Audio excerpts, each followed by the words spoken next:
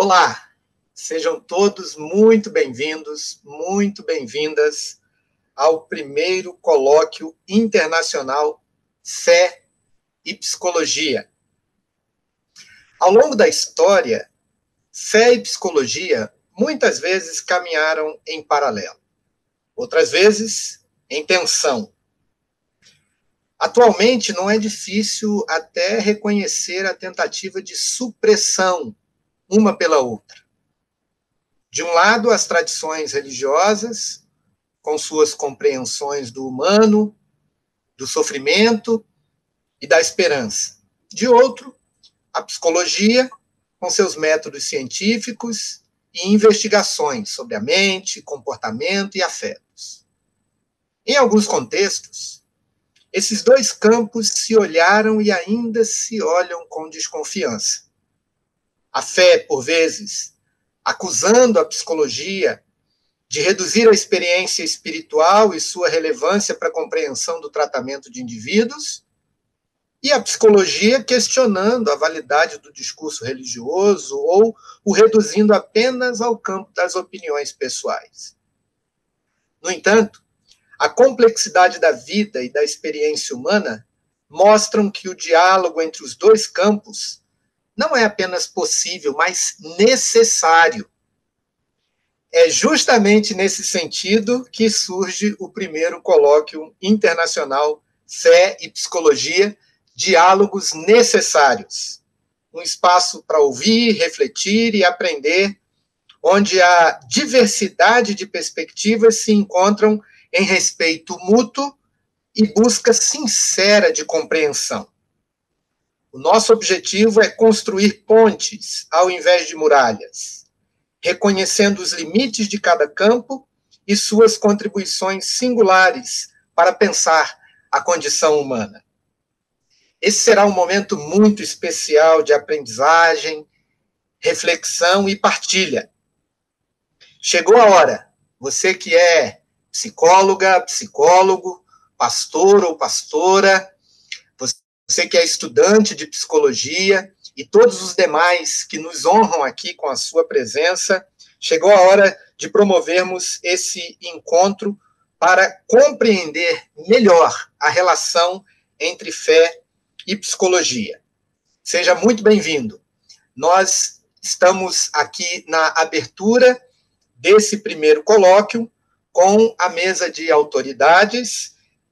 Temos aqui a honra de receber a presença do magnífico reitor, professor doutor Carlos Racel Mendes da Silva, a presença da coordenadora do curso de Psicologia da Universidade Evangélica de Goiás, a professora doutora Ana Luísa Lopes Cabral.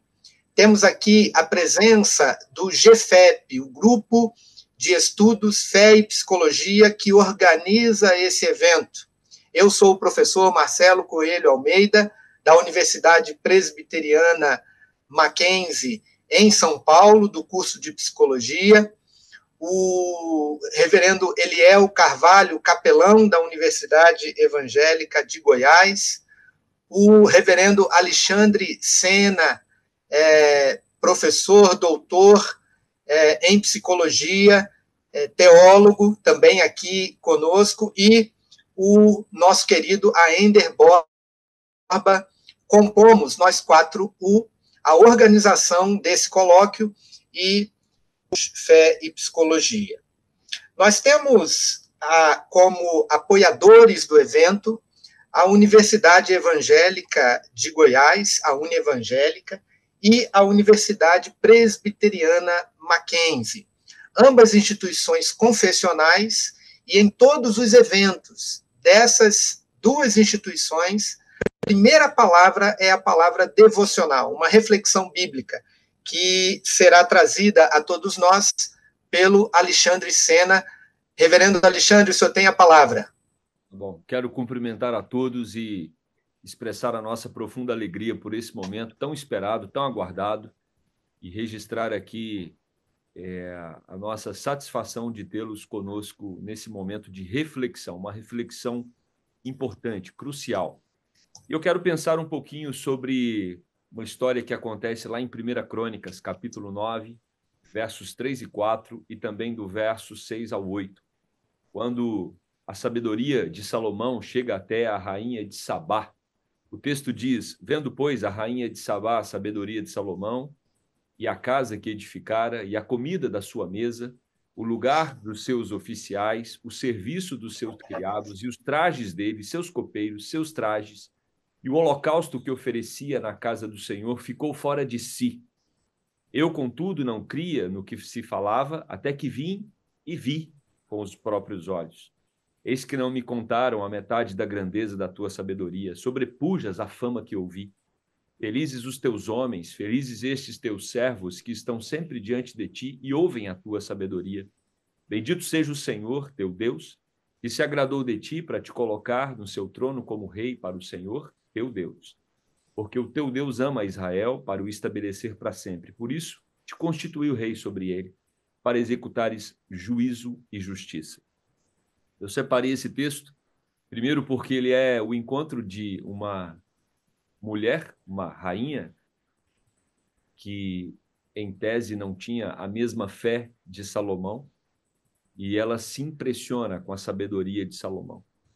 E é interessante que o espanto dela é detalhado aqui pela sua capacidade de perceber nos detalhes o quanto a sabedoria do rei Salomão transbordava em todas as áreas do reino, na comida sobre a mesa, no lugar dos oficiais, no serviço dos criados, nos trajes, nos seus copeiros, no holocausto que era oferecido, ou seja, ela se atentou a tudo aquilo que pertencia ao reino, né, de Salomão. E ela diz, então, que ela se impressionou com tudo aquilo e era muito mais do que as pessoas haviam falado a ela. E ela, então, no verso 7, enfatiza: felizes os teus homens, felizes os teus servos. Esse encontro aqui é de uma pessoa que tinha uma fé no Deus verdadeiro, uma pessoa que, em tese, não tinha a mesma fé. E esse encontro, ele enaltece a sabedoria. E quando nós pensamos nos diálogos necessários entre fé e psicologia, o nosso objetivo era e continua sendo enaltecer a verdadeira sabedoria. E para mim esse texto aqui traz 4 pressupostos para a verdadeira sabedoria. A primeira delas: toda verdadeira sabedoria vem de Deus. E ela vem de Deus sobre os seus servos, e ela vem de Deus também sobre aqueles que necessariamente não o servem. Nós chamamos isso na teologia de graça comum, quando Deus derrama sabedoria a todos. A verdadeira sabedoria, então, independente da fé de um indivíduo, ela vem do próprio Deus.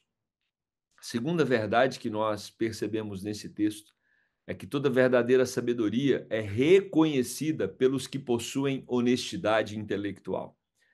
Toda verdadeira sabedoria é reconhecida por aqueles que possuem honestidade intelectual. O intuito do nosso colóquio internacional, esse primeiro colóquio, é pensarmos a respeito dessa sabedoria com toda honestidade intelectual.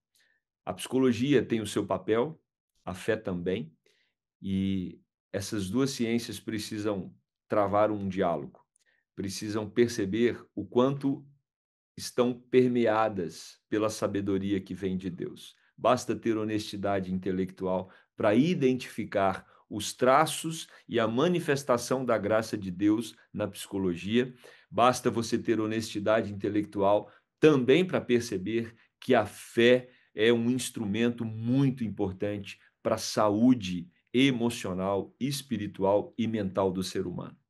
Terceiro lugar, toda verdadeira sabedoria produz alegria, felicidade. Por isso que o verso 7 diz a respeito da rainha de Sabá, o quanto ela ficou impactada com a felicidade dos homens, a felicidade dos servos. Quando nós temos a sabedoria reinando nas nossas relações, automaticamente a alegria vai ser uma consequência desse processo. E por último, toda verdadeira sabedoria, ela glorifica a Deus, porque vem dele. E, como diz o apóstolo Paulo, porque dele, por ele, para ele são todas as coisas. Esse congresso, esse colóquio, ele tem como objetivo enaltecer a sabedoria. Esse colóquio tem como objetivo enaltecer a ciência, que quando é executada com honestidade, com sinceridade, com verdade, de alguma forma, ela também vai glorificar a Deus. Por isso, eu cumprimento a todos e quero que todos nós possamos, nesses momentos, tanto hoje quanto amanhã, experimentarmos da verdadeira sabedoria que vem de Deus através de todos aqueles que estarão aqui compartilhando conosco. Que Deus abençoe a cada um. Obrigado. Muito obrigado, Alexandre. Nós passamos agora à apresentação da mesa e a saudação da mesa das autoridades. Lembrando que esse evento ele é promovido pelo Grupo de Estudos Fé e Psicologia. Ele tem o apoio da Universidade Evangélica de Goiás, a Unievangélica, e da Chancelaria da Universidade Presbiteriana Mackenzie, do Centro de Ciências Biológicas e da Saúde da Universidade Presbiteriana Mackenzie e do Centro de Educação e Filosofia e Teologia. E tem o apoio logístico, apoio dos alunos, tanto da Unievangélica quanto do Mackenzie e da Liga Acadêmica de Psicologia e Cosmovisão. Nós temos a honra de ter a presença do magnífico reitor da Universidade Evangélica de Goiás. Que privilégio ter e poder ouvir a saudação do magnífico reitor, professor doutor Carlos Hessel Mendes da Silva. Muito bem, boa noite a todos. Permitam-me, a partir desse belo devocional, saudar a todos com a graça e a paz do nosso Senhor e Salvador Jesus Cristo. Trago aqui a saudação da reitoria da Universidade Evangélica de Goiás e também da nossa mantenedora, Associação Educativa Evangélica, na pessoa do nosso chanceler, doutor Ernei de Oliveira Pina, que não pôde estar conosco.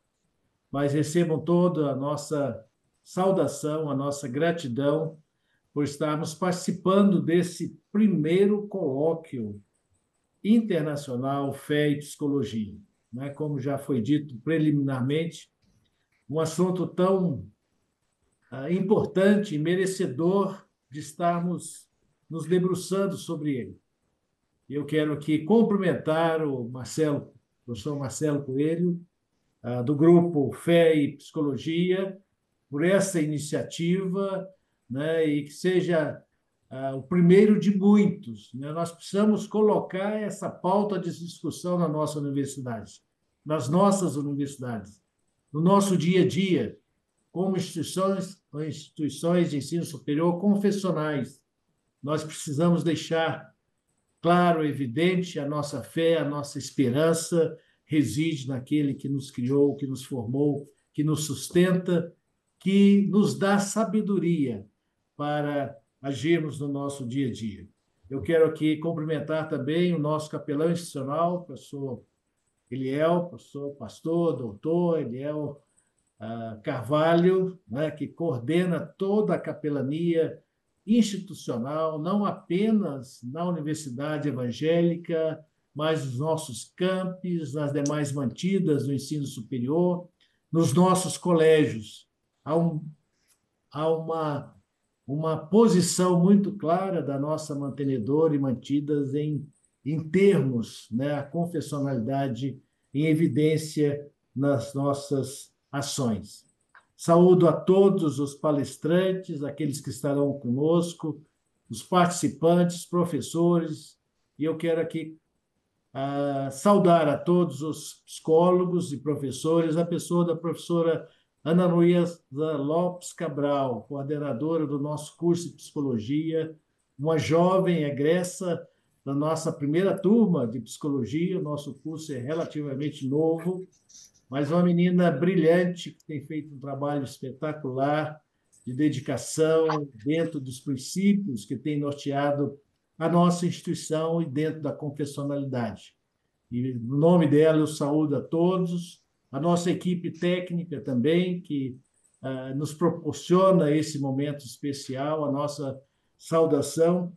E o meu desejo, viu, Marcelo e demais do grupo, é que esse primeiro colóquio seja tão importante, tão significativo para as nossas instituições, que o segundo, terceiro, quarto, 10º, 20º seja uma rotina, né, de aprendizado, de busca, de troca de experiências, né, de integração entre nós, de compartilhar a nossa fé, a nossa esperança, o nosso conhecimento, acima de tudo, dentro desta visão que Deus tem dado a nós de usarmos as nossas habilidades e competências para glorificá-lo em tudo que fazemos. A nossa instituição, a nossa universidade tem como visão, né, ser reconhecida como uma instituição cristã de excelência, academicamente preparada, biblicamente fundamentada e globalmente comissionada, no sentido de que os nossos egressos, que os nossos alunos, que os nossos professores sejam instrumentos reais de transformação da sociedade em que nós vivemos. Dessa forma, eu me dirijo a cada um de vocês, dando as boas-vindas, mesmo nesse sistema online. Quem sabe um dia a gente passe a fazer também presencial, né? Eu gosto muito de olhar, de dar um abraço, né? De tomar um cafezinho juntos, mas foi o modelo que o grupo idealizador desse evento, a qual eu cumprimento de uma maneira muito especial, porque eu sei que não é fácil organizar um evento como esse. Então, parabéns a vocês, ao grupo, viu, Marcelo, que você lidera. Leve aos seus pares a nossa gratidão e parabéns por essa iniciativa, ao nosso capelão institucional, professor Eliel também, que foi um entusiasta dessa ideia, que trouxe todas as propostas para que a Universidade Evangélica de Goiás pudesse participar desse momento importantíssimo nas nossas instituições. Um grande abraço a todos, sejam bem-vindos, que Deus nos abençoe durante esse primeiro colóquio internacional de fé e psicologia. Muito obrigado a todos, uma boa noite. Muito obrigado, professor Dr. Carlos, e fazendo aqui também menção às autoridades da Universidade Presbiteriana Mackenzie, nós temos uma circunstância que não esperávamos, né? Hoje, às 20 horas, foi convocada a comissão executiva do Supremo Concílio da Igreja Presbiteriana do Brasil. Então, de quebra, todas as nossas altas autoridades do Mackenzie foram convocadas para essa reunião. E o nosso diretor, que até o último momento tinha confirmado a presença aqui conosco, professor doutor Jean Carlos de Lorenzi, me pediu 1000 desculpas, pediu que eu o representasse aqui nessa abertura, porque hoje ele esteve o dia inteiro envolvido com o segundo dia do segundo vestibular do nosso curso de medicina em Alphaville. Então, como está ainda em implantação e é o segundo vestibular, ele precisou estar envolvido, e aqui em São Paulo o deslocamento é sempre uma dificuldade muito grande. Então, pediu que eu o representasse. E também está conosco aqui na mesa os nossos conferencistas, né? O conferencista de hoje, professor doutor Jonas Madureira, e a nossa conferencista de amanhã, pela manhã, a Karen Vondrasek. São muito bem-vindos também. Agora nós vamos ouvir a saudação da professora Ana Luísa Lopes Cabral, coordenadora do curso de Psicologia da Universidade Evangélica de Goiás. Boa noite, com muita alegria e gratidão que eu saúdo a todos os presentes, na pessoa do magnífico reitor, Dr. Carlos Raciel Mendes, estendo os cumprimentos a todos os presentes, participantes, organizadores, conferencistas, e desejo boas-vindas, né, a esse colóquio tão importante que irá estreitar temas que precisam de espaço de discussão na universidade, né, nos grupos de estudo. Nós vivemos tempos marcados por polarizações, por divisões e narrativas opostas, e eu acredito profundamente que em momentos como estes, em que se abrem possibilidades de ampliação de olhar, de um diálogo integrativo, de construção de pontes. Então, acredito que a proposta do evento seja olhar a pessoa humana na sua totalidade, né?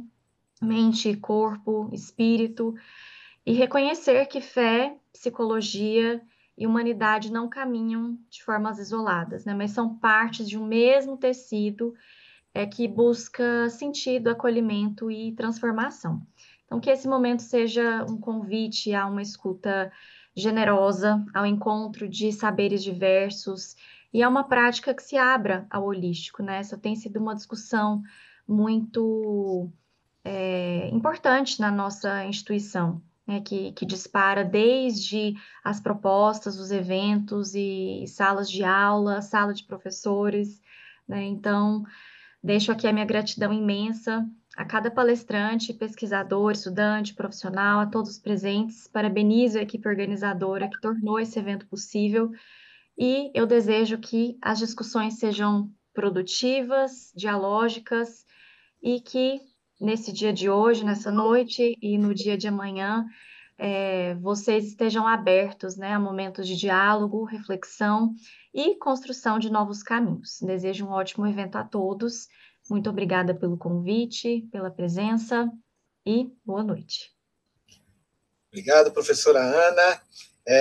Encerrando aqui as menções honrosas da nossa mesa de trabalho, queremos lembrar aqui que temos a tradução para linguagem brasileira de sinais pela Luciane Graziella e o Jonathan, também agradecemos, e um agradecimento muito especial à equipe técnica do EAD, aí da Unievangélica, né, na pessoa aqui da Ellen, na pessoa do Eduardo, e de toda a equipe que tornaram esse evento aqui possível, já desde o pré-evento que tivemos na semana passada. Bom, encerrada, então, a mesa de abertura desse momento histórico nosso, né? Nós vamos passar já de imediato para a nossa primeira conferência. O nosso representante do GFEP na mesa de abertura da primeira conferência é o doutor Eliel Carvalho, capelão e, por que não dizer, idealizador do grupo de estudo Fé e Psicologia. Nós estamos aqui porque o pastor Eliel ajuntou as ovelhas, né? Os colegas, e pudemos ter esse privilégio de ter também a presença de tantos que participam conosco, que se inscreveram. Todos são muito bem-vindos. Dito isso, nós encerramos a mesa cerimonial e passamos de imediato já a palavra ao Eliel Carvalho. Muito boa noite a todos, que alegria receber todos vocês aqui, ouvir as palavras aí do Marcelo, nosso reitor, Ana Luísa, e estamos muito honrados e muito felizes. E estará falando com a gente nessa noite o doutor Jonas Madureira. Jonas é doutor em filosofia pela USP, com estágio na Universidade de Colônia, na Alemanha, mestre e bacharel em filosofia pela PUC São Paulo, bacharel em teologia pelo Seminário Betel Brasileiro, professor de filosofia da Universidade Presbiteriana Mackenzie, autor de livros de filosofia, inteligência humilhada, o custo do discipulado, dentre outros. Jonas falará conosco sobre fé e psicologia, onde está o conflito. Então, nós recebemos com muita alegria o Jonas Madureira, doutor Jonas Madureira, e você poderá apresentar as suas perguntas, você poderá fazer as suas colocações, que o Jonas falará conosco de agora 20h30 até as 21h20, e depois nós teremos um momento de diálogo, de perguntas, de debate no final dessa fala. Portanto, muito bem-vindo, Jonas. Muito obrigado por aceitar o nosso convite. Jonas está em Portugal agora e fez esse esforço de estar conosco. Nós agradecemos muito. Está com a palavra, Jonas. Professor Eliel, muito obrigado pelas palavras. Quero cumprimentar professor Carlos Mendes, em nome de quem cumprimento também todos os demais professores, agradecer também ao professor Marcelo pelo convite, pela oportunidade de a gente poder conversar um pouquinho sobre a relação entre psicologia e fé. Para mim, essa relação ela é muito importante, especialmente pelas questões filosóficas que ela levanta. Apesar de não ser da psicologia, o meu interesse pela história da psicologia, pelas origens da psicologia, vem acompanhando a minha pesquisa desde o tempo de mestrado, quando eu já estudava ali as origens da psicologia, no contexto especialmente da primeira fase do Husserl, das investigações lógicas com influência do Brentano, Twardowski, Meinong, Höffler. Então, há um interesse da nossa parte, especialmente pela relação da psicologia com a filosofia, a história da psicologia enquanto ciência, como ela se fundamenta como ciência, que lugar ela ocupa na esfera universitária, não é? A gente já sabe, hoje, basta você observar as universidades num rápido voo, você vai perceber que ora ela está nas humanidades, ora ela está na saúde, como é que a gente coloca a psicologia, onde é que a gente coloca a psicologia na universidade. Só nisso a gente já tem um debate muito interessante, muito curioso. Esses temas todos me interessam. Então, por isso, me interessa muito o tema da psicologia, fé e ciência, especialmente aquele aspecto que a gente, às vezes, deixa de lado pela confusão que ele provoca, pela tensão, né, do debate, porque, no fundo, há um conflito. Negar o conflito é uma coisa muito, eu diria assim, temerária, né? É negar o elefante na sala. Então, isso é meio complicado no reino das ciências, né? Então, a gente não nega o conflito, a gente não nega as tensões, mas, ao mesmo tempo, a gente quer saber que conflito é esse. A gente quer saber onde realmente está esse conflito. E essa é a minha abordagem hoje. Eu pretendo provocar reflexão sobre o conflito. Óbvio que não pretendo oferecer nenhuma solução para ele. A primeira movimentação da nossa reflexão é compreender o conflito. Boa parte das nossas abordagens, eu diria assim, redutoras dessa discussão, parte de uma ignorância sobre o lugar da discussão sobre o problema da relação entre psicologia e fé, e que pode ser também num outro sentido, talvez um sentido mais macro, né?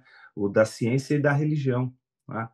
Então, de qualquer forma, essa questão que envolve a relação entre o conflito entre psicologia e fé, pretendo que seja, no mínimo, uma reflexão que coloca, talvez, uma duvidazinha atrás daqueles que têm muita fé, e botar aí e revelar, talvez, por detrás daqueles que têm muita dúvida, uma fé que está ali escondida.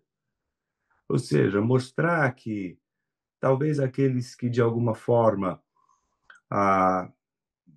estabelecem uma espécie de radicalização da fé, que por detrás da fé existem muitas dúvidas, e da radicalização das dúvidas existem muita fé ali. Então, vamos tentar pensar isso a partir de um autor que eu acredito, colocar as questões de uma maneira mais clara. Quero recorrer a ele hoje, a um trecho dele, quase que a gente fazendo uma leitura mesmo, linha a linha, do que ele diz, porque imagino que a maneira como ele coloca o problema pode iluminar a nossa reflexão sobre a questão que envolve a psicologia. Me refiro a um livro que eu gosto demais, fui responsável por trazer esse livro e publicar esse livro no nosso contexto português, né, de fala portuguesa, que é este livro aqui, Ciência, Religião e Naturalismo, né?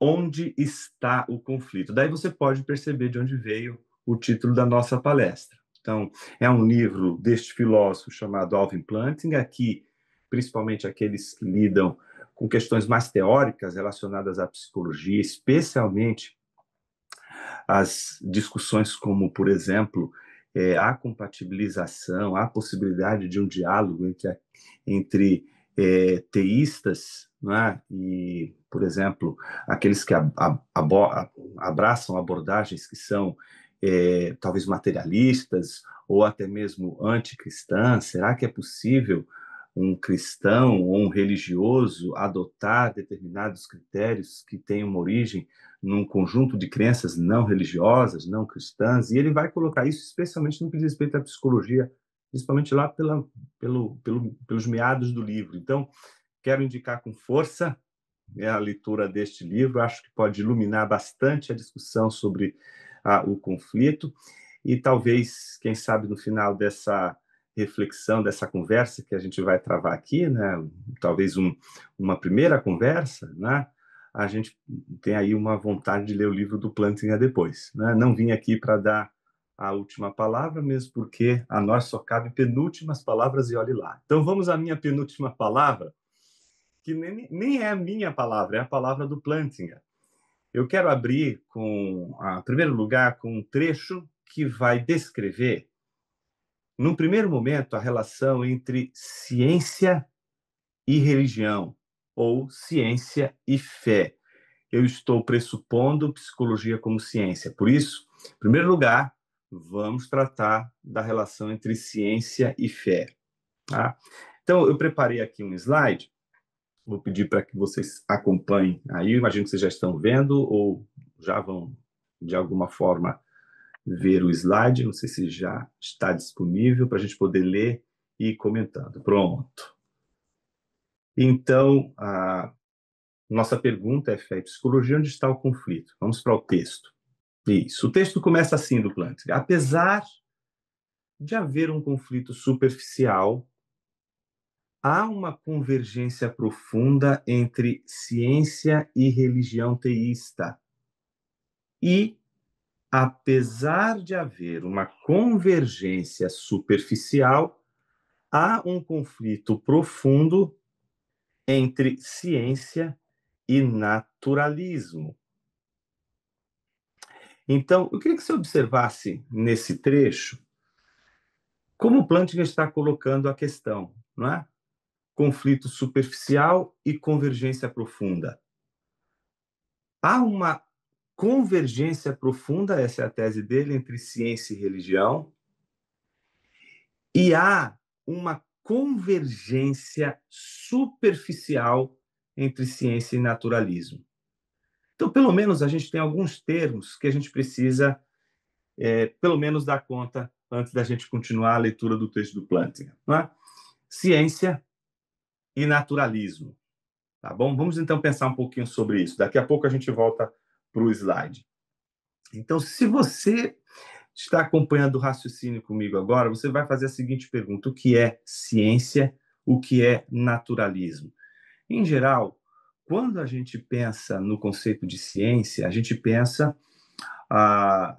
em termos disciplinares, ou numa espécie de conhecimento que não poderia ser um conhecimento meramente subjetivo, muito embora partilhe da necessidade do conhecimento subjetivo, mas, sobretudo, um conhecimento que seja universal e necessário, um conhecimento que extrapole as nossas subjetividades, ainda que essas subjetividades não sejam anuladas no contexto das nossas, do nosso conhecimento, da nossa busca por conhecimento. Do outro lado, a gente tem uma coisa chamada naturalismo. E eu queria recorrer, né, a uma espécie de definição de naturalismo que o Plantinga colocou, para que a gente possa entender qual é a relação de conflito que ele está estabelecendo ou ele está encontrando entre ciência e naturalismo. Aí o próximo slide, por favor. Ele vai dizer o seguinte: o elemento central das grandes religiões monoteístas, cristianismo, judaísmo, islamismo, é a concepção de que existe a pessoa de Deus, um agente pessoal que criou o mundo, é onipotente, onisciente, perfeitamente bom. E aí vem, entre o naturalismo, como a concepção de que não existe Deus, nem nada que se assemelhe a ele.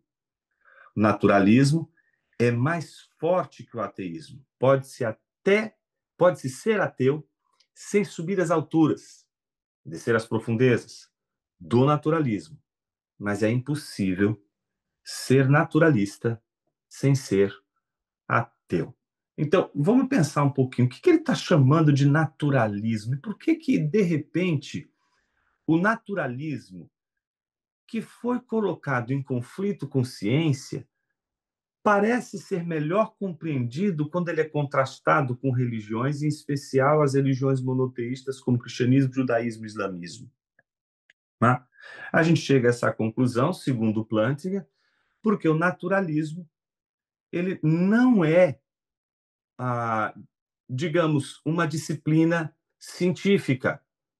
O naturalismo é uma visão da ciência, uma visão do mundo, uma visão da realidade que nos cerca, uma perspectiva da realidade que nos cerca. Então, nesses termos, naturalismo não pode e nem deveria ser considerado como um sinônimo de ciência. E aqui eu preciso fazer um ajuste para que a gente possa avançar na reflexão com Plantinga. Em geral, quando nós tratamos do naturalismo na sua relação com ciência, quase sempre a gente usa uma outra expressão, que é cientificismo, uma outra maneira de a gente se referir ao naturalismo. Tá? O cientificismo seria, portanto, uma visão da ciência que tomaria como base o naturalismo, que tomaria como base já um posicionamento em relação a qualquer fenômeno que não possa ser comprovado dentro daquilo que seriam os parâmetros da ciência, não só pelo aspecto empírico, mas pelo aspecto universal e necessário. Não é?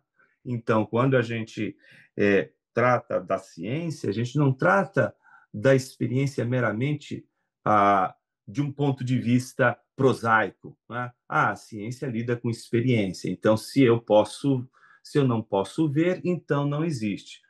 Professor, não vejo o seu cérebro. Logo, o seu cérebro não existe. Não, não é dessa forma. Não é porque a gente não vê. Não é dessa maneira prosaica, como muitas vezes as pessoas acabam, num contexto mais popularizado de ciência, se referir à ciência, como simplesmente você poder comprovar empiricamente, ou seja, pela sua capacidade perceptiva, as realidades que estão à sua volta. Não, a ciência também vai lidar com questões que nós não percebemos, e elas são empíricas, mesmo que a gente não seja capaz de ver, de acessar por nossas sensações.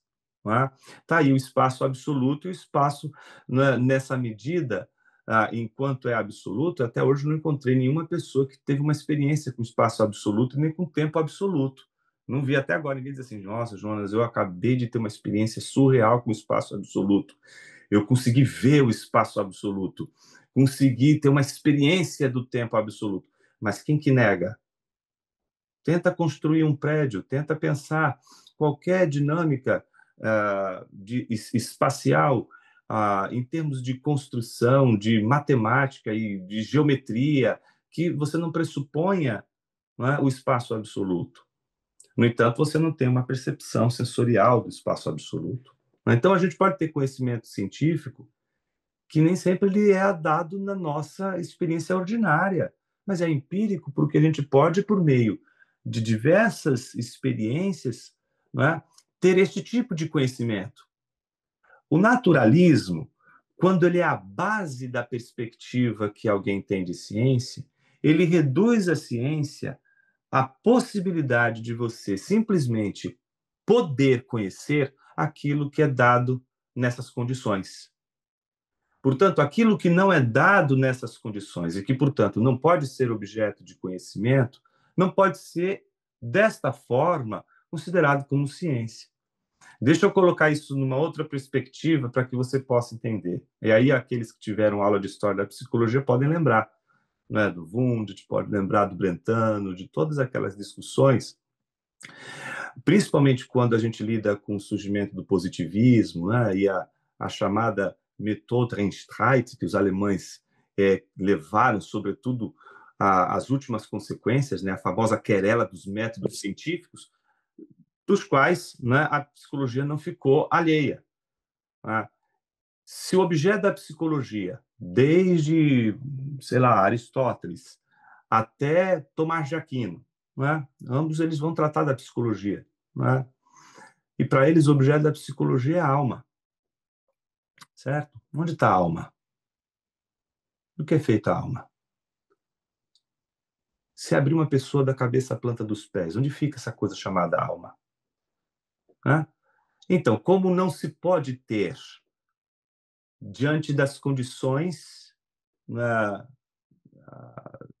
de conhecimento empírico, a alma como um dado, você não pode ter, portanto, conhecimento. Se você não pode ter conhecimento e existe uma disciplina chamada psicologia que quer ser ciência, ela não pode, portanto, ter a alma como objeto. Ela precisa mudar, portanto, o seu objeto.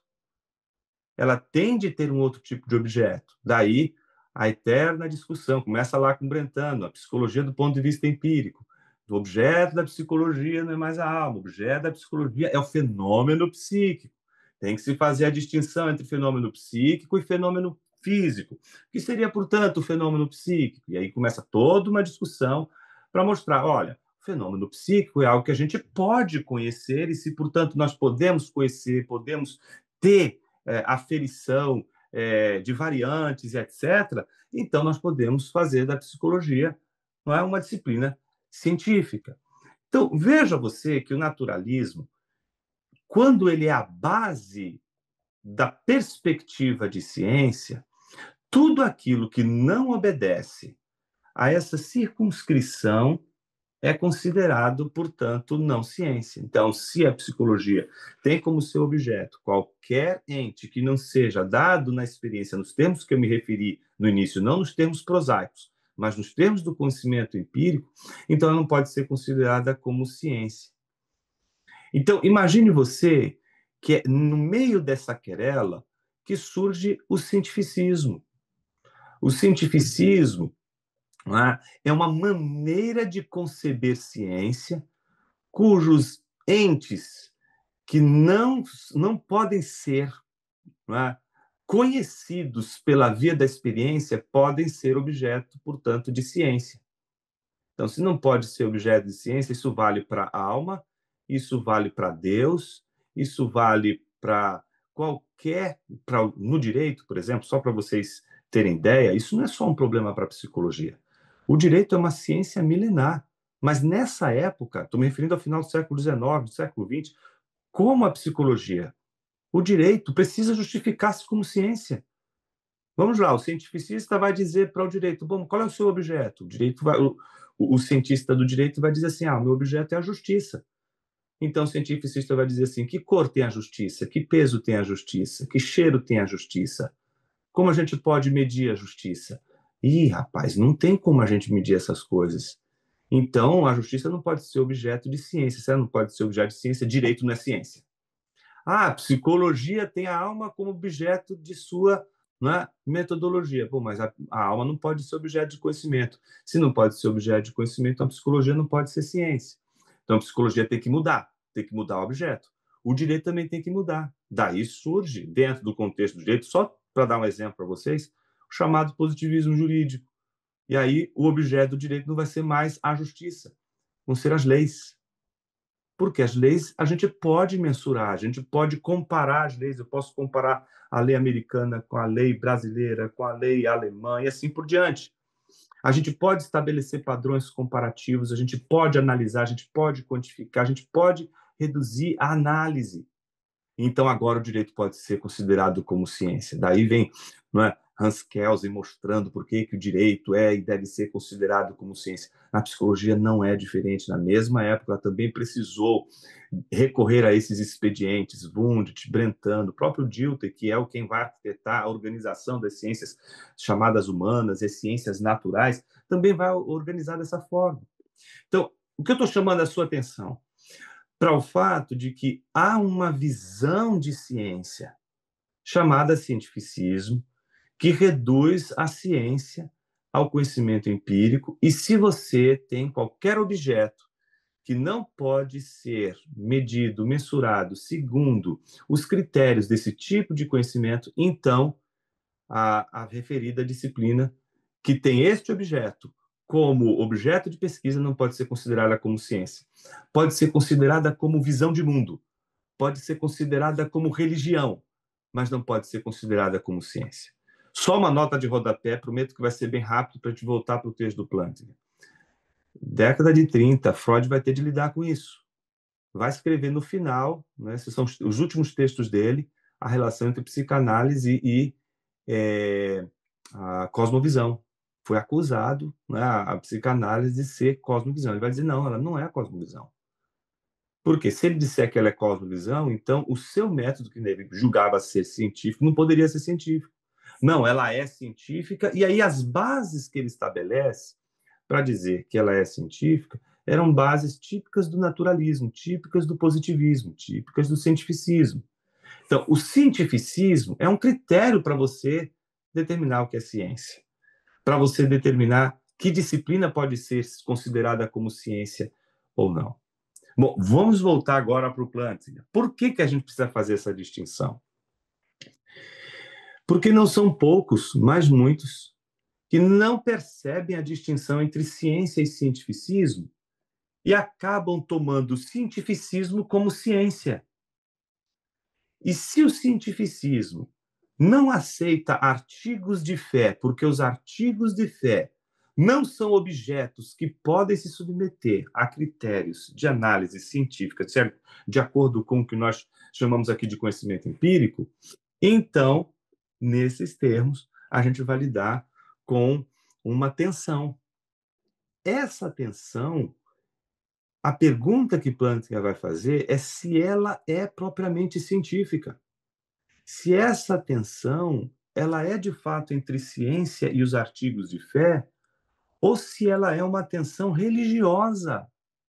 Em outras palavras, se cientificismo não é ciência, se cientificismo é uma cosmovisão, ou, como Plantinga vai dizer, uma quase-religião, ela é uma opinião, ela é uma maneira de pensar que vai se colocar em intenso confronto com os artigos de fé, entendendo que os artigos de fé não podem ser objeto de ciência.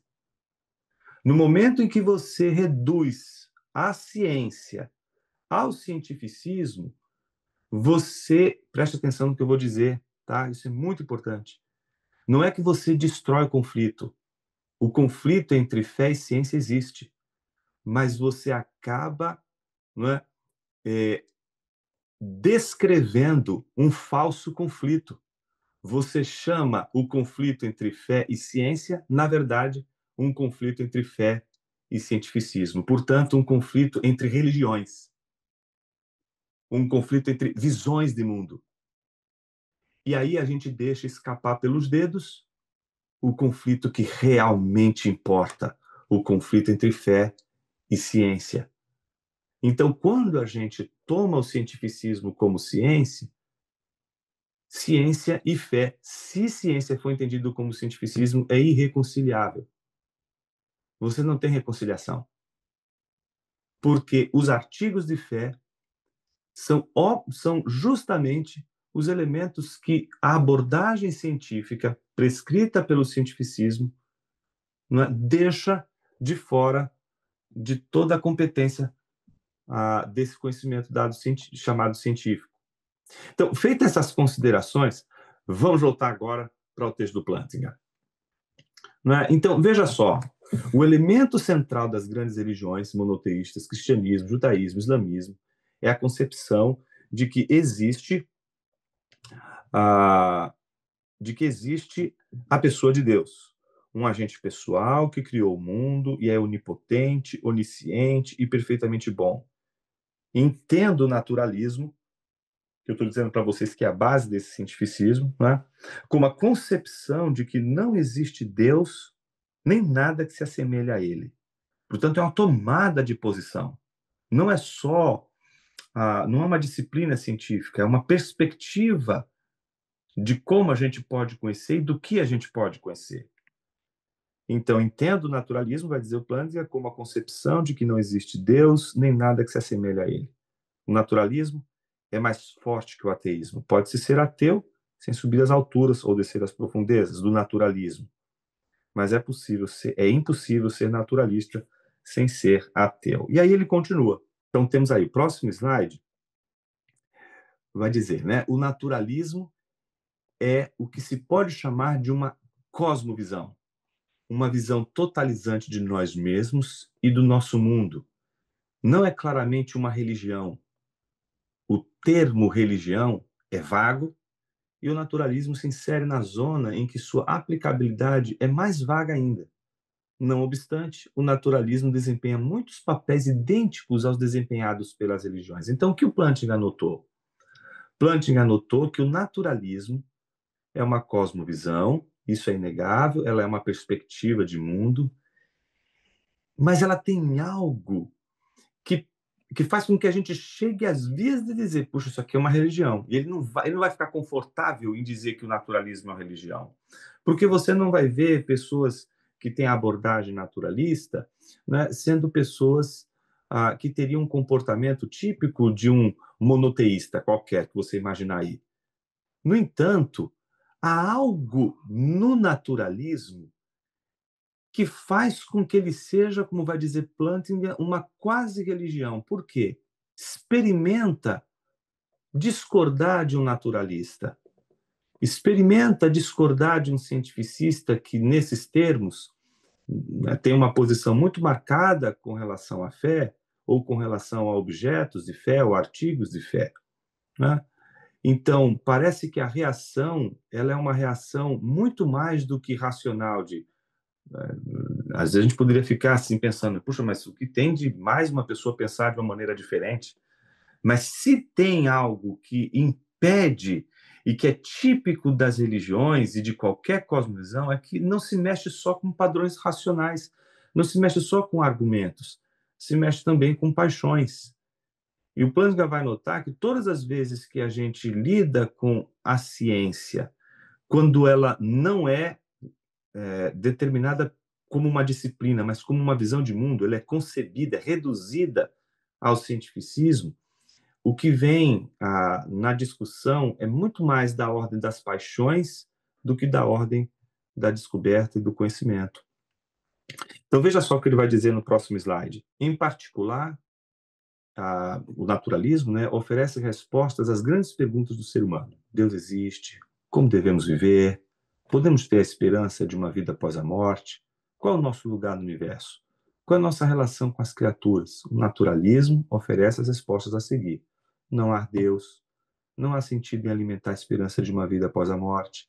Então, é uma perspectiva não só de ciência, mas de uma série de coisas que são relacionadas à vida. Então, ele nota que o naturalismo, eu estou chamando a atenção para isso porque é a base do cientificismo, né? O naturalismo não é só uma reflexão sobre o conhecimento. Nessa reflexão sobre o conhecimento, em que os artigos de fé são barrados como objetos possíveis de conhecimento, o posicionamento em relação às questões éticas, às questões morais e todas as outras que vêm adiante, elas também vão sofrer o seu impacto. Tá? Podemos ir para o próximo slide. E esse é o derradeiro. Ele diz assim: quanto ao lugar que ocupamos no esquema total, nós humanos somos apenas animais como os outros, mas dotados de modos peculiares de ganhar a vida. O naturalismo não é uma religião propriamente dita, mas visto que desempenha muitos papéis idênticos aos das religiões, podemos chamá-lo de uma quase religião. Então, aqui a gente chega ao argumento final do Plantinga, né? O que ele vai notar? Que existe o naturalismo, e o naturalismo é uma visão de mundo, e essa visão de mundo, ela determina o significado de ciência de uma maneira tão significativa que em nossas discussões facilmente justapomos o cientificismo à ciência e não admitimos a possibilidade de uma concepção de ciência que viabilize artigos de fé. Ou seja, só pode ser ciência se os objetos forem objetos tipicamente adequados à nossa experiência. Bom, mas isso aí, será que a gente poderia chamar de ciência? Será que a gente poderia, de fato, entender a ciência nesses termos?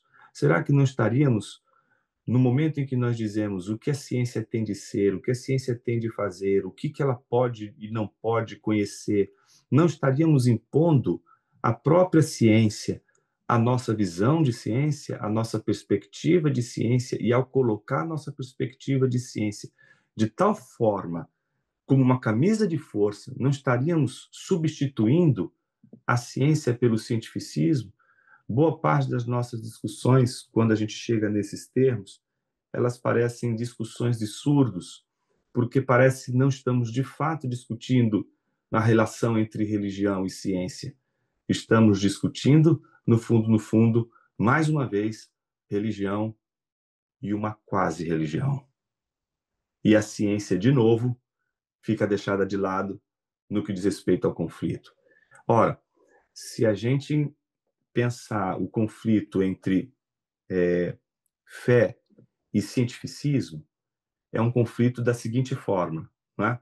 Esse aqui crê na existência de um ser sobrenatural, esse aqui não crê na existência de um ser sobrenatural. A gente está diante de uma clara negação. Então, a gente não tem como ter uma harmonização, a gente tem conflito, a gente tem tensão. Então, se a gente aborda a ciência dessa maneira, de fato, a gente não tem a possibilidade de um concurso entre fé e ciência, se ciência for entendida como cientificismo. Mas se ciência não for entendida como cientificismo, como a gente poderia entender a relação entre fé e ciência? Será que seria uma relação tão assim simples de a gente perceber? Não haveria tensão nenhuma? Não, não é isso que o Plantinga disse. E aí eu queria que a gente observasse o próximo slide. Veja só, 3 coisas que o Plantinga observa e coloca para a gente pensar. E aí a gente vai colocar esses 3 pontinhos dele à luz da discussão entre psicologia e fé. Pode passar para o próximo slide, por favor. Temos aí conflito superficial e convergência profunda. A gente está voltando à tese inicial dele, tá vendo? Então, a gente tem um conflito superficial entre ciência e fé, ou seja, um conflito superficial porque, de fato, parece que tem um conflito entre ciência e fé. Então, quem, em geral, ultrapassa essa primeira barreira do conflito superficial vai descobrir, no final das tantas, que ciência e fé elas podem convergir e podem ter uma convergência profunda. Mas no início, é claro que a gente vai lidar com questões, a gente vai lidar com dúvidas. Não tem como você fazer ciência sem duvidar. O ceticismo faz parte da natureza da pesquisa científica. Então, é claro que na relação entre ciência e fé, esse conflito superficial ele aparece justamente no momento em que a gente investiga e desconhece algo. A gente não nasce sabendo, né? A gente vai descobrindo. E a gente não descobre sem antes ser movido pela dúvida. Aristóteles dizia, né? Todos os homens são, por natureza, inclinados ao saber, e a prova disso, né, são os seus sentidos. E quando ele fala da inclinação para o saber, né, se você me permite, né? Imagine um exemplo prosaico, né? Você está num ônibus, num trem, seja lá, tá num vagão de um trem, sei lá, você esqueceu o seu fone de ouvido e aí você, de repente, está ali, sentado, não tem nada para ouvir e, de repente, no banco da frente, um casal fala mais alto. Aí grita assim um com o outro, fica aquela situação tensa. Dali a pouco, a moça diz, fala baixo. E aí eles começam a cochichar. E aí você já tinha escutado a primeira frase, né? Aí elas começam a cochichar e você fala assim, puxa vida, eu queria ouvir a segunda. O que continuou? Qual é o seu movimento, né? Esse aqui, ó. Você vai se inclinar curiosamente, você quer saber o que está acontecendo ali. Aristóteles diz que todos os seres humanos, por natureza, se inclinam ao saber. Porque eles ignoram, mas, ao mesmo tempo, há uma curiosidade que os leva a buscar o conhecimento. Essa busca pelo conhecimento, inevitavelmente, vai nos colocar em tensão, vai nos colocar em dúvida, nós não sabemos. Então, é esperado que a gente enfrente as questões, sobretudo relacionadas às dúvidas e incertezas. No entanto, se a gente supera as dúvidas e incertezas, o aprofundamento do conhecimento vai revelar uma convergência, e essa é a aposta do Plantinga, entre fé e ciência. Ele não está negando que haja conflito, mas esse conflito é superficial. Ele vai ver mais convergência entre fé e ciência. Só que ele vai notar algo curioso. Quando se trata da relação entre ciência e cientificismo, olha como ele inverte. A convergência é superficial. As pessoas acham que ciência e cientificismo são a mesma coisa, se parecem. Mas se você analisar e se fazer a pergunta, o que é ciência? E quais são os critérios que eu uso para determinar o que é ciência, você vai descobrir que uma coisa é ciência, outra coisa é a sua perspectiva de ciência. E quando você chama a sua perspectiva de ciência, aí você reduziu uma coisa a outra. O que Plantinga anotou é que a ciência ela possui uma convergência superficial. Isso significa que parece que os argumentos cientificistas são científicos. Parece que uma pessoa anti-Deus, anti-fé, ante as questões de fé, ela parece ser mais científica. Ela parece ser mais confiável do ponto de vista da ciência. Tá? O que Plantinga vai dizer é que isso é superficialmente. Isso parece assim. Mas se você estudar aí a fundo, o que você vai descobrir? Plantinga vai mostrar que você vai perceber um conflito profundo entre ciência e cientificismo. Você vai ver a diferença entre ciência e cientificismo e vai perceber que, puxa vida, eu confundi ciência com uma perspectiva científica. Se a gente trazer isso para o contexto da psicologia, imagina você, existe uma coisa chamada psicologia e não existe uma coisa chamada psicologismo? O que é o psicologismo? Quando a gente lê as críticas do Russell ao psicologismo, quando a gente lê as críticas daqueles que perceberam no psicologismo uma série de problemas para a fundamentação da psicologia como ciência, o que eles estão tentando nos dizer? Quando você analisa as investigações lógicas de um Russell que está preocupado em fundamentar a psicologia como ciência também, né?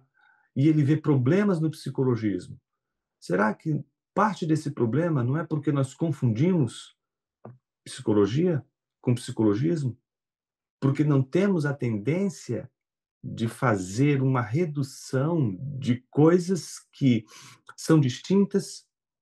Então, me parece que o primeiro movimento do Plantinga é mostrar para a gente que existe um conflito entre fé e ciência, mas a convergência é profunda, enquanto o conflito é superficial. Em contrapartida, se a gente analisar ciência e cientificismo, a gente vai ver que há um conflito profundo oculto no meio de uma convergência que é superficial. É uma convergência aparente. No final, o terceiro movimento do argumento dele é dizer: a ciência tem mais convergência com a fé do que com o cientificismo. Então, qual é a conclusão que ele chega? Ele não está dizendo que não tem conflito, não haja conflito entre fé e ciência. Mas se você comparar a relação entre ciência e cientificismo e a relação entre fé e ciência, a convergência maior está entre fé e ciência do que entre ciência e cientificismo. Se eu pudesse traduzir isso para o contexto da psicologia, é como se Plantinga estivesse dizendo: há uma convergência profunda entre fé e psicologia. Mas, ao mesmo tempo, ela é oculta num conflito superficial. Mas há um conflito profundo entre psicologia e psicologismos, em abordagens da psicologia, científicas da psicologia e a própria psicologia. Quando a gente chega nesse ponto, a gente não encontra uma solução para esses problemas, mas a gente encontra, pelo menos, um caminho para pensar, talvez, uma questão que às vezes nos escapa e que a gente toma gratuitamente como certo, de que as abordagens cientificistas da psicologia, elas estão todas carregadas de veracidade, como se nós confiássemos nessas prescrições científicas da psicologia como se fossem artigos de fé. Talvez a gente esteja lidando em vários momentos, em várias circunstâncias, com uma quase religião. Não é uma religião, mas é uma quase religião, porque ela determina, a partir de um conjunto de crenças, como a gente tem de pensar a psicologia como ciência, como a psicologia tem de ser científica e como ela deve, no contexto das ciências, se comportar. Se a psicologia, dentro do contexto do cientificismo, resolver estudar as questões de fé, ela será a mais recente louca da casa. Vai ter que colocar no sótão, porque ela costuma a mexer com coisas ocultas. E, em geral, quando se coloca a louca da casa no sótão, e essa é uma metáfora medieval, né, é porque se tem vergonha da louca da casa. Deixa ela lá no sótão. Mas se ela quiser se comportar, se ela se comportar direitinho, se ela não ficar falando dessas coisas que envolvem fé e etc., se ela não tocar nesses detalhes, ela pode ficar aqui na sala. E qual é a sala? A sala é a seguinte: você pode falar sobre psicologia e fé, desde que a fé cumpra só um papel funcional, um papel pragmático. A religião dá sentido para a vida das pessoas. A religião pode dar encorajamento para as pessoas. A religião pode confortar e consolar pessoas. Mas a religião não pode ser objeto de ciência. Se a psicologia resolver acreditar que a fé, a religião, também pode contribuir para a ciência, ela tem que voltar para o sótão. Para ela ficar na sala do contexto das ciências, ela tem de aprender a se comportar, né, como a etiqueta do cientificismo assim orienta. E isso não vale só para a psicologia. Vale para uma série de outras humanidades, outras ciências, que, diante do desafio do Estatuto de Cientificidade, de sua própria metodologia, lutam, ainda hoje, contra um cientificismo velado, um cientificismo que determina, muitas vezes, até a nossa maneira de produzir cientificamente, a nossa maneira de pesquisar cientificamente. Portanto, há que se pensar a relação entre psicologia e fé sob um prisma em que a psicologia, de fato, seja reconsiderada como ciência. Ou seja, talvez o diálogo entre fé e psicologia seja um pouco mais promissor se a gente, de fato, entender, pesquisar, aprofundar a nossa reflexão sobre ciência.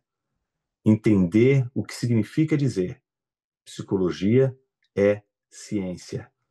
E entendendo a psicologia como ciência, talvez a gente consiga compreender melhor as relações, as convergências entre fé e psicologia. Então, acho que Plantinga, ele oferece para a gente não uma solução para o conflito, mas ele, no mínimo, oferece para a gente algumas questões. Coloca, se não uma pulga talvez um elefante atrás da orelha. Espero que a fala de hoje seja, se não for uma pulga, um elefante na orelha de todos vocês. Esse elefante que está atrás da minha orelha faz tanto tempo e que insiste em pesquisar o que é ciência afinal. Muito obrigado. Muito bom, excelente. Temos muito material aí para degustar, né, gente? Ainda bem que vai ficar gravado e teremos acesso sobre o material para ouvir de novo, pensar, fazer grupos de reflexão e uma análise profunda que tem muito a ver com o desenvolvimento da história da ciência, né? E que ajuda muito a gente a começar a conversa, né? Sobre esse diálogo de fé e de psicologia, não no nível raso, não no nível das vísceras, né? Mas no nível mesmo do estudo profundo, do entendimento das cosmovisões, e isso é muito, muito bom. Obrigado, Jonas, que coisa boa. Muito bom tê-lo aqui. E nós temos algumas perguntas aqui, e algumas você já respondeu, mas talvez só mesmo para ajudar a sedimentar um pouco mais. Eu vou colocar duas aqui em uma só, que é do Felipe Santos e do Lucas Pereira. O naturalismo, então, é uma ideologia? E a segunda, que é muito próxima, o naturalismo bebe, então, dos compromissos materialistas? Ótimo, excelente pergunta. O naturalismo não é uma ideologia, né? O naturalismo, ele é uma cosmovisão. Então, eu estou entendendo ideologia como qualquer visão de mundo que envolva questões, especialmente de ordem política. E nem sempre o naturalismo pode ser reduzido a políticas, questões políticas ou a questões ideológicas. O naturalismo, ele extrapola. É uma visão de mundo, portanto, tem um compromisso com uma crença, ainda que seja uma crença, alguém usou aqui o termo apofático, enquanto eu falava, eu vi ali nos comentários, né? Seja uma crença apofática, né? Ela dependa da afirmação de que existe Deus para negar que Deus existe. Então, nesses termos, naturalismo não é ideologia, mas é, sim, uma visão de mundo. A outra parte da pergunta, é que eu não me lembrei agora, perdi sobre materialismo, né? Isso. A segunda parte é: o naturalismo bebe, então, dos compromissos materialistas? Sim, eu diria que para ficar ainda mais rigorosamente dentro do que a gente falou, o cientificismo bebe do naturalismo e o naturalismo, ele é, por natureza, sinônimo do materialismo. Naturalismo e materialismo são sinônimos. Não há uma distinção entre naturalismo e materialismo, né? A crença, a que a gente chama ora de materialismo, é o que ora se chama também de naturalismo. O próprio Plantinga vai usar esses dois termos de maneira intercambiável. Ok. Conforme você mesmo já citou, Jonas, o André Lima pergunta: existe uma relação do naturalismo com a teologia apofática? E aí emenda, né? Qual a diferença, então, de ciência e cientificismo? Tá. Não vejo uma relação entre naturalismo e teologia apofática. A teologia apofática é aquela teologia que diz, ela é quase que uma espécie de agnosticismo, né? Mas no sentido do conhecimento de Deus, né? Eu não posso ter o conhecimento de Deus do que ele é, mas eu posso ter um conhecimento de Deus pelo que ele não é. Então eu observo no mundo as perfeições e digo: puxa, isso aqui é tão perfeito. Mas não é Deus, porque Deus é uma perfeição muito maior do que essas perfeições aqui. Então, é o chamado argumento da excelsitude divina. Deus está para além das perfeições do mundo. Ou eu vejo as imperfeições do mundo, e daqui o nome apofático fica mais forte, né? Vejo as imperfeições do mundo e digo: não, essas imperfeições a gente não encontra em Deus. Mas se você pergunta o que Deus é, aí a teologia apofática, ela não responde, ela não diz nada, porque ela só diz o que Deus não é. Então, não me parece que a teologia apofática seja um sinônimo de naturalismo. Naturalismo, ele é uma negação da existência de Deus, enquanto a teologia apofática só está se negando a dizer o que Deus é, mas a dizer apenas o que ele não é. Um grande defensor da teologia apofática, que tem uma teologia fundamentada na teologia apofática, é Tomás de Aquino. Tomás de Aquino fundamenta a sua teoria do conhecimento de Deus na teologia apofática. Então, ela não pode ser concebida como naturalismo, porque, né, ela não parte de um pressuposto ateísta, necessariamente ateísta, né? E eu perdi a outra parte da pergunta. Isso. Qual a diferença da ciência e cientificismo? Tá. Veja, eu vou dar a definição como eu tenho até então concebido, tá? Não é uma perspectiva, isso aqui não é dogmático.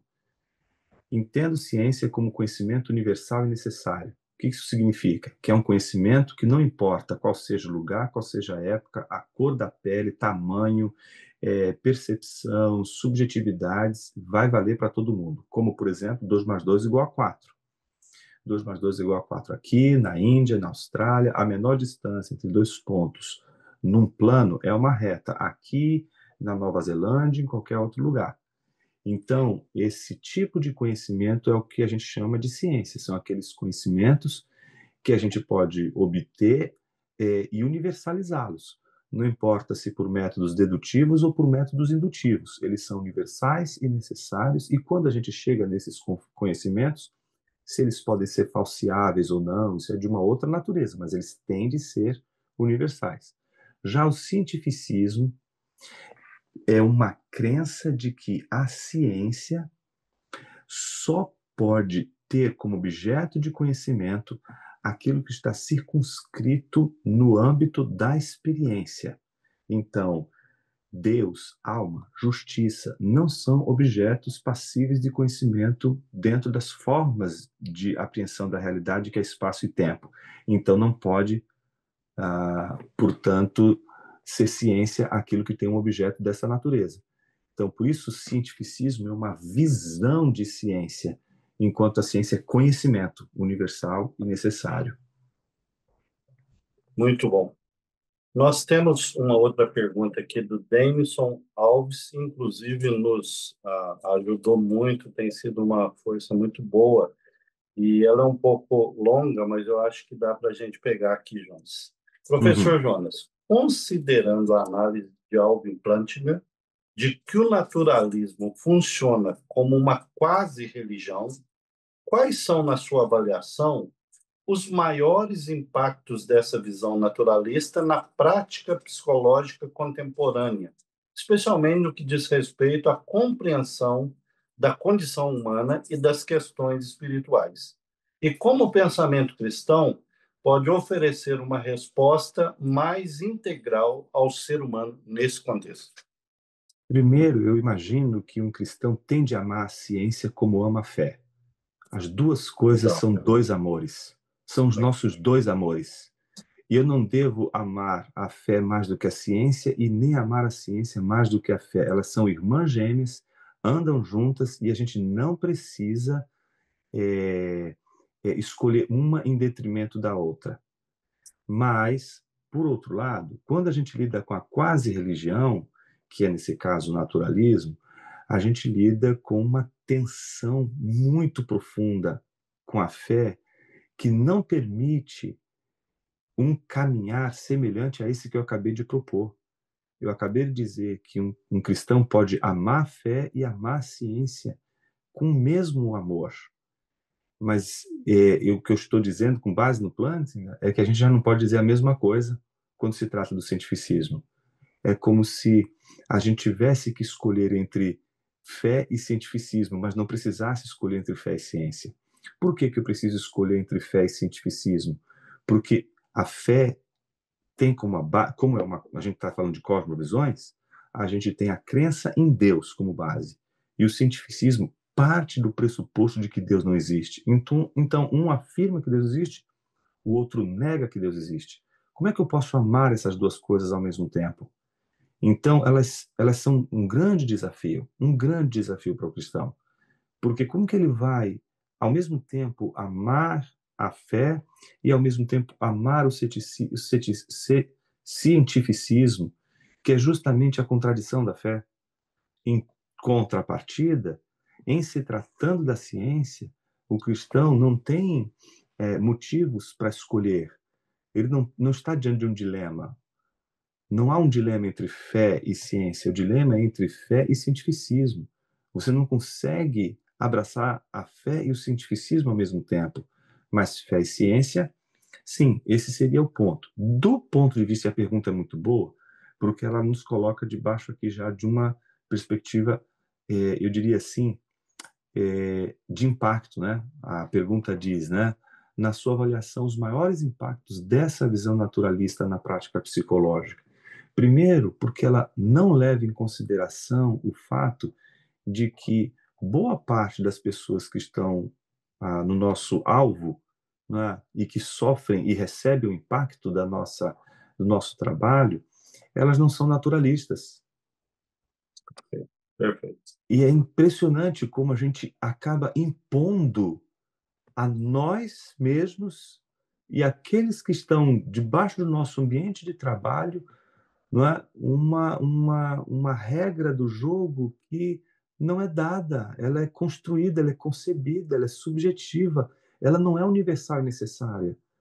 Ela não pode não ser, ela não pode ser não questionada. Fica difícil a gente questionar 2 mais 2 é igual a 4.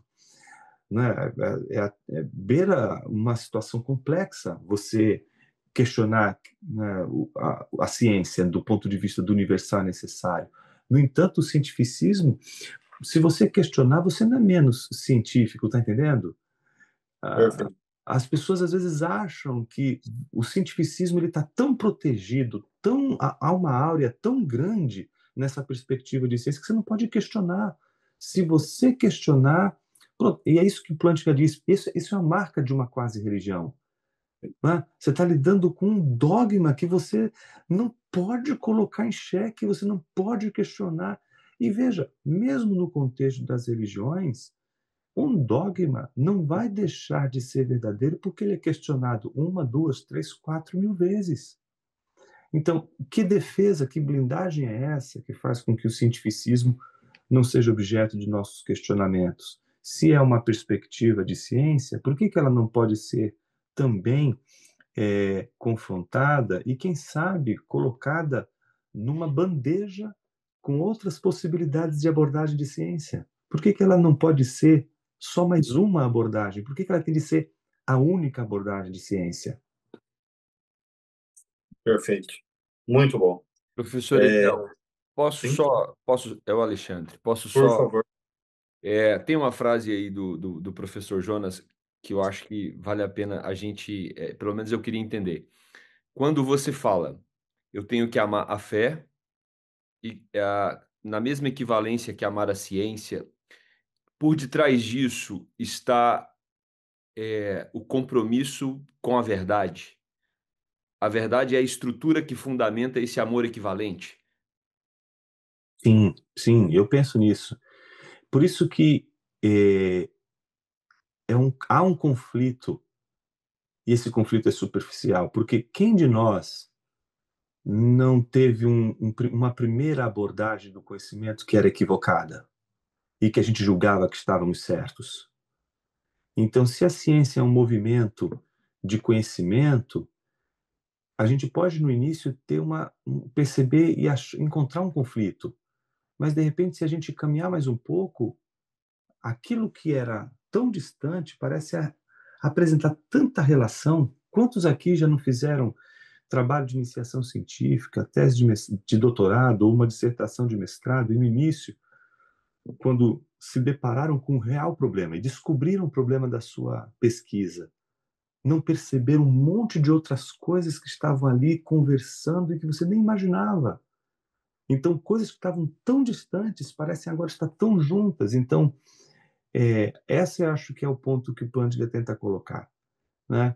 A questão entre fé e ciência, ela é uma questão que envolve amor também, né? E esse amor não precisa ser dividido. né? É como se a gente não precisasse escolher entre fé e razão. Não precisa. Esse tipo de escolha, ela é limitadora, ela limita as nossas capacidades. Perfeito, perfeito. Quando você falava que as pessoas que vão procurar a ajuda, o apoio, são pessoas de fé, eu estava lembrando aqui, e eu quero só abrir um parênteses aqui para quebrar o protocolo e deixar o Aender fazer a próxima pergunta para você, que eu sei que vocês são amigos, trabalharam juntos. Mas antes, porém, dele entrar, eu estava dando uma pós para o pessoal de saúde e a pesquisa, principalmente que traz Harold Koenig, um dos maiores especialistas em saúde do mundo em pesquisa, ele diz que 89% dos brasileiros acreditam em Deus. E aí a população católica de 22, 56,7, protestante 26,9 e 65% das pessoas dizem que são guiadas pela fé. Mas quando vai para o consultório, ele coloca de 33 a 84% das pessoas desejam uma discussão espiritual, 66% a 88% teriam maior confiança no médico se ele tratasse, mas somente 10% dos médicos abordam, que é o que você está falando, né? As pessoas vêm com uma realidade, com uma necessidade, mas não são contempladas minimamente, né? Harold Koenig. Eu vou Muito deixar bom. então o seu amigo Aender apresentar a pergunta, que é bom que vocês já trocam uma ideia se precisar. Aender, está com você. Eliel, não precisava disso. Jonas, esse livro, eu li ele há um tempo, né?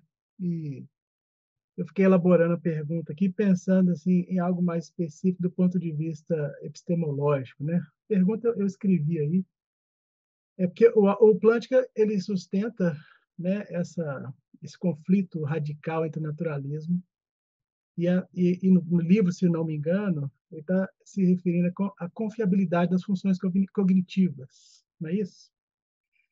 Então, sobretudo no quadro, né, das teorias evolucionistas. Então, a minha pergunta é essa, né? Como seria possível responder filosoficamente a questão sobre a consciência ou sobre as vivências, né? Como é que isso brota no contexto de uma psicologia como a nossa, que às vezes é considerada menos científica, porque ela aborda questões de consciência, de vivência, né? Acho que nós estamos entrando no campo aí das ciências humanas, né? Ciências do espírito, ciências naturais. Pensando aqui, né? Vou continuar lendo para ficar legal, né? Pode ser Tá.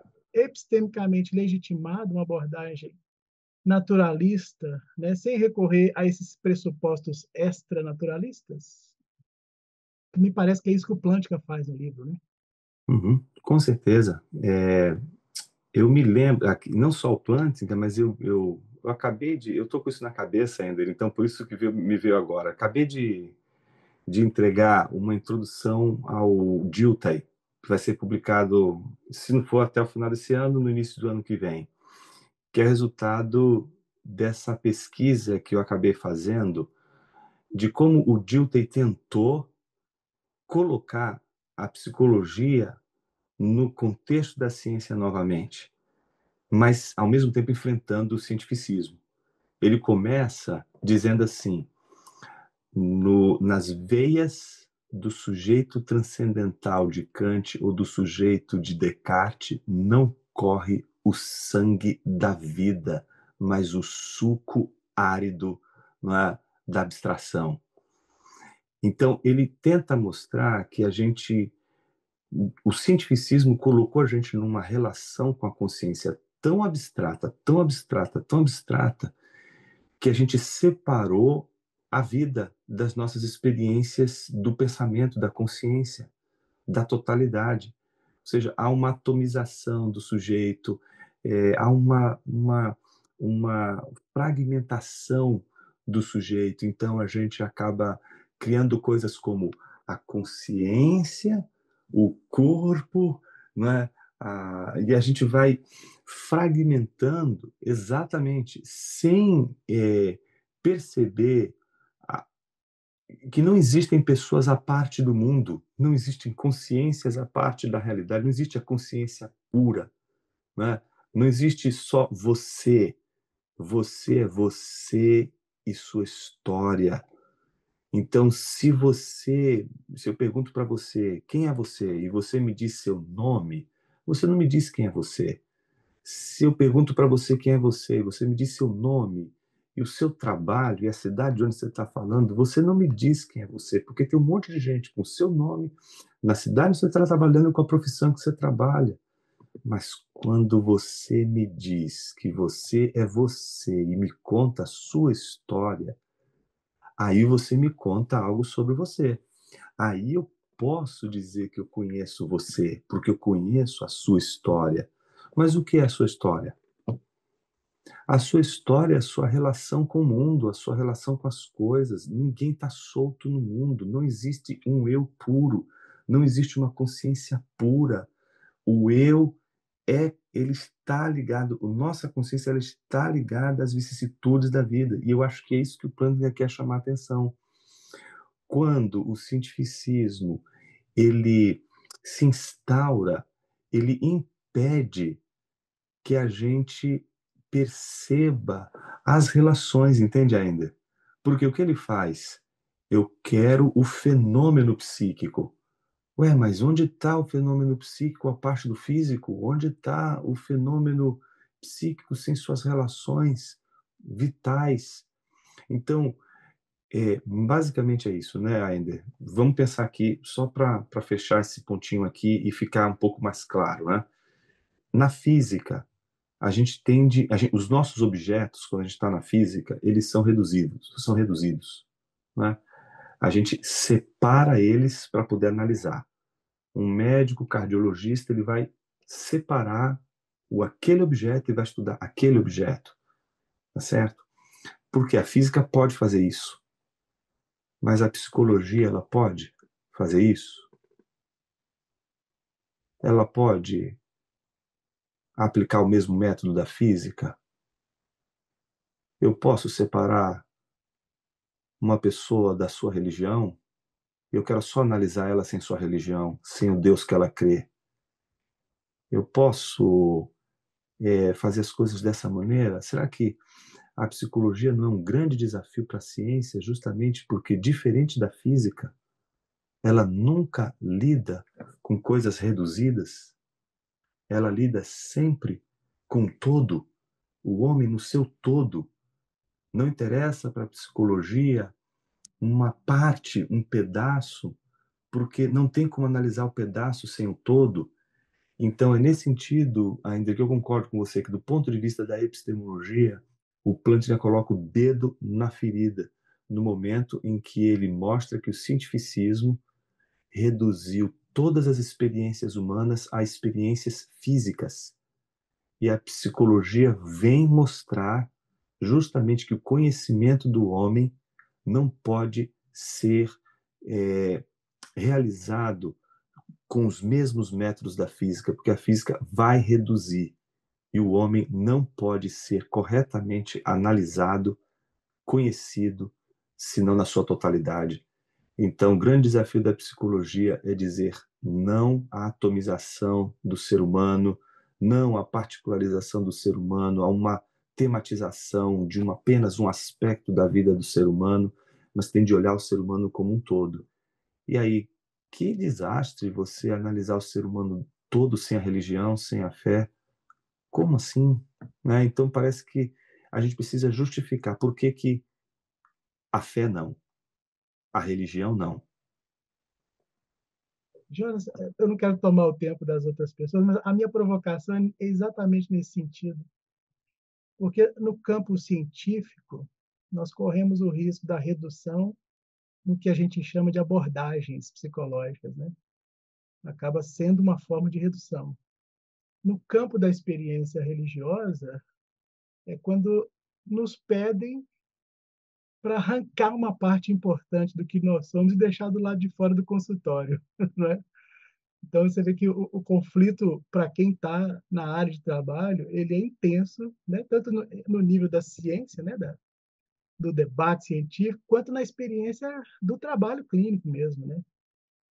Com certeza. A gente está sempre sendo assediado por essa ideia de que tem que deixar do lado de fora uma parte importante do que você é. Como alguém vai existir assim, não é verdade? Uhum. Com certeza, concordo contigo. Muito bom.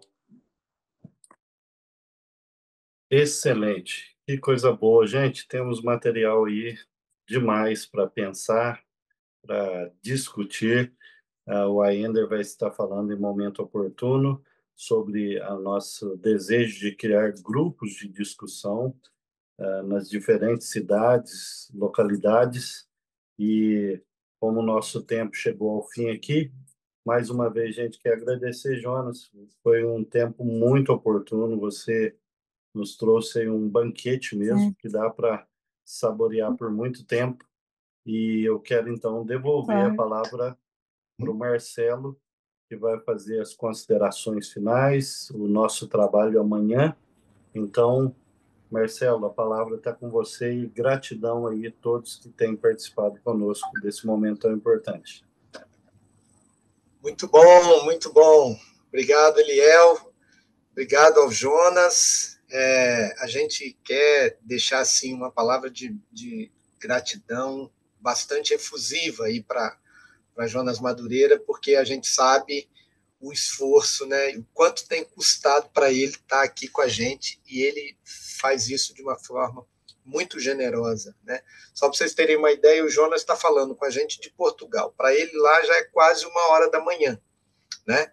Então, a gente agradece muito ao Jonas essa fala que vai reverberar, acredito, né? Essa é a ideia de um colóquio, né?